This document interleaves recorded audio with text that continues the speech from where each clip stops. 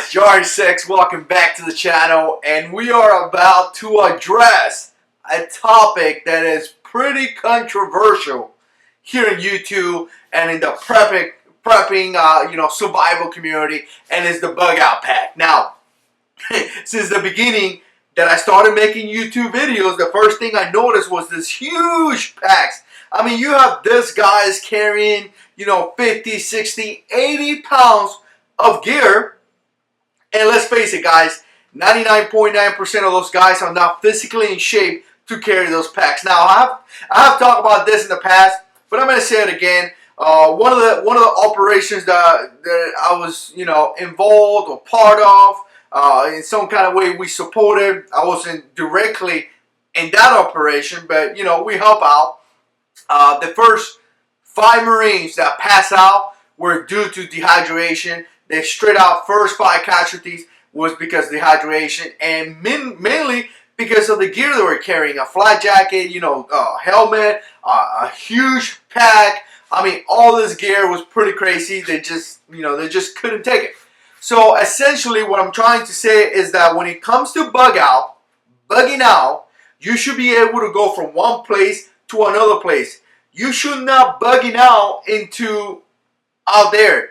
When it comes to bugging out, you should already establish a location where you're going to, where supplies are going to be there waiting for you. So in all reality, your pack shouldn't be that big. Now, of course, the what if warriors would say, well, what about this? What about that? Every situation will be different. But typically, if you're bugging out, you should be bugging out from your house into a location that you already selected. So you shouldn't have such a big pack. Of course, if you're in a vehicle, it's going to be a little bit different because, you can put your pack in the vehicle. But if you're on foot, you got to be prepared to do that. You got to be prepared to carry that pack. So I'm going to give you like 5 tips on what I think.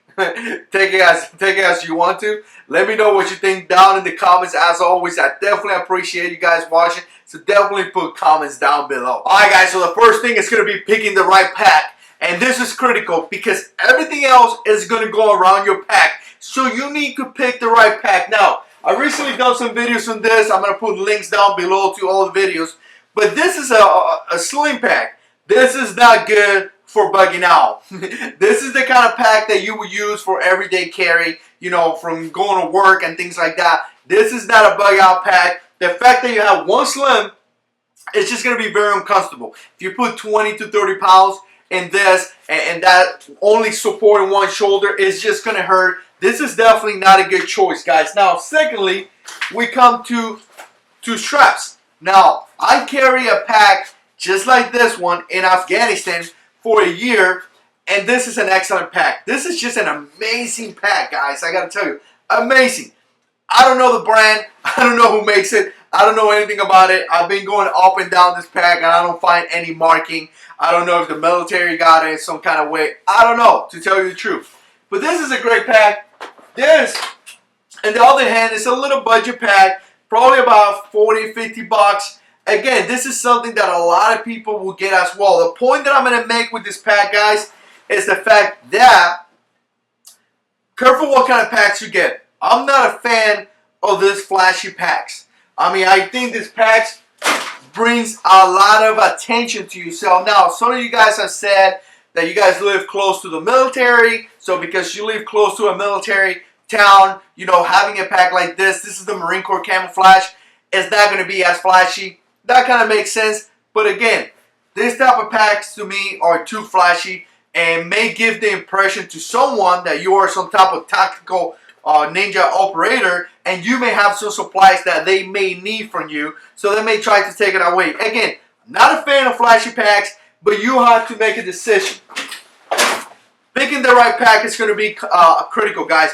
Make sure you have 2 straps. Make sure it's comfortable. Make sure you could use it for a pretty good time. Make sure you have enough space to put what you got to put. Again, this slim pack, you really don't have any space here. A pack like this will be a little bit better because you could put whatever you're bringing. Again, I got to tell you guys, this one is too flashy, but if this will be a regular color, like a black or just a basic civilian color, this will be perfect. Alright guys, so number 2 is going to be waterproof your gear. Now, nowadays, I gotta tell you, there's so many companies out there selling gear that you could probably buy something.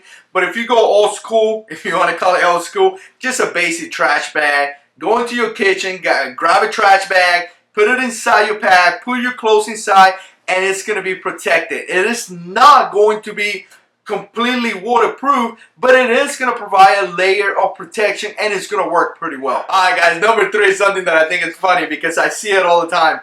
Carry what is necessary. Identify what is necessary for you to survive. That's going to reduce in your weight. Trust me, you don't need a PlayStation and you don't need an Xbox. So take that out of your bug out pack. You don't need 6 different types of magazines so you could, spend the time.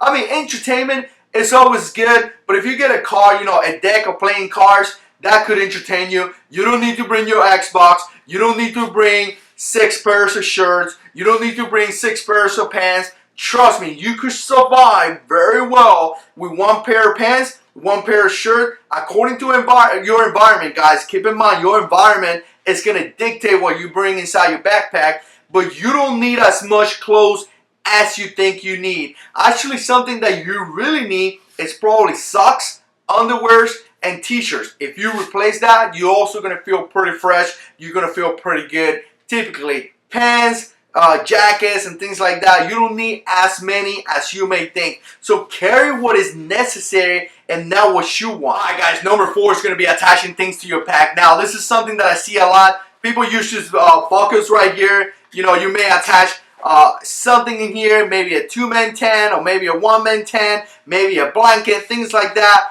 It seems to be okay for the most part, but I gotta tell you guys, it's not good. What I come to find out for many mounted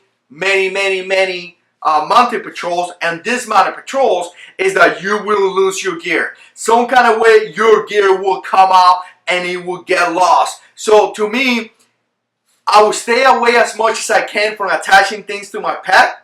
I will try to put everything inside the pack because that is how it's going to be protected. The fact that it's inside, it means that it's protected. You start attaching things to the outside of your backpack, the possibility of losing those items is extremely high. That's what I have experienced in combat. Let me know what you think as always, but I will definitely put the stuff inside the pack and not in the outside. Alright guys, number 5 and probably the most important one is going to be to weigh your pack. How much does it weigh? Do you actually could carry your pack? An easy test is put your pack on, go for a 3-mile walk, go for a 5-mile walk, a mile walk, whatever you can walk, but go out there. You'd be surprised when you put a lot of weight in your pack and you think you could carry it, and after a mile, you're done. Your shoulders are on fire, your back hurt, you cannot walk anymore. That means that you need to take away some of the weight. Weigh your pack, carry what is necessary, and make sure that your pack is not going to take you out of the fight. I mean, you don't want to be bugging out because something's going on and then you're passing out because you can't carry your pack. That would be stupid. You definitely need to do some training. You definitely need to know how much it weighs, and you definitely need to know if you could carry your pack or not. Alright guys, so those are my 5 tips of the bug out pack. I'm going to do more videos as I get more ideas. As always, let me know what you think down in the comments. I really appreciate you guys watching. If you're a new subscriber, thank you so much. If you're an old subscriber, thank you so much. Please like this video if you like this type of videos. Subscribe to the channel, share the videos, and God is in control.